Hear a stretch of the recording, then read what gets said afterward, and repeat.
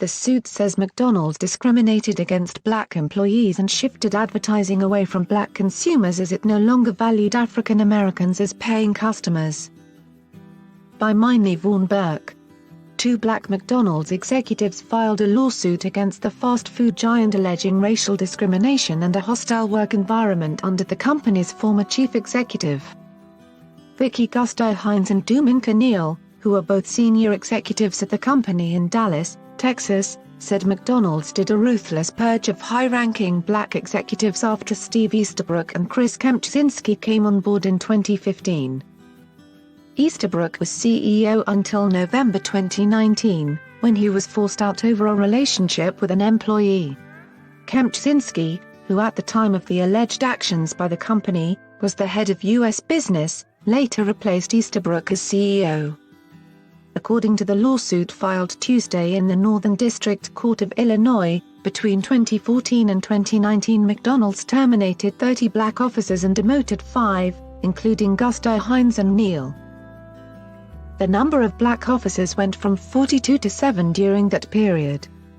White officers were not purged in anything close to the same or comparable numbers, the suit claims, adding that McDonald's didn't engage in racial discrimination until after Kempczynski and Easterbrook were hired.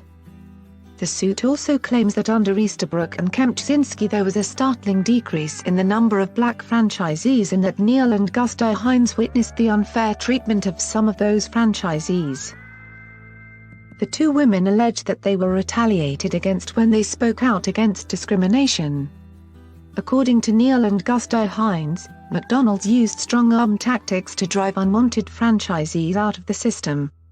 Those tactics included grading franchised restaurants unfairly and preventing owners from selling their restaurants in an open market. The disproportionate loss of nearly 1/3 of the African American franchisees in the Easterbrook and Kempczynski era was intentional or, in the alternative, it was in reckless disregard of plainly foreseeable consequences of business decisions made by Easterbrook and Kempczynski and their minions, the complaint alleges.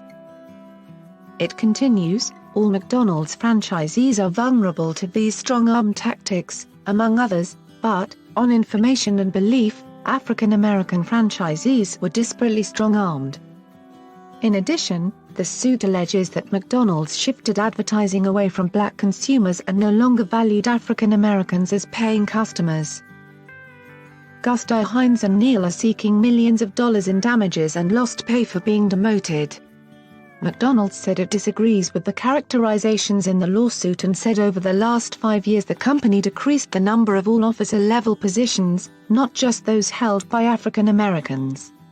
It also said that in March it launched its largest African American-focused marketing campaign in 16 years and under Kempczynski, diversity and gender balance are a top priority at the company. At McDonald's, our actions are rooted in our belief that a diverse, vibrant, inclusive and respectful company makes us stronger. In the U.S., in particular, almost half of our corporate officers are people of color, an increase of nearly 10% from 2013, and all 10 of the U.S. field vice presidents are people of color, the company said in a statement.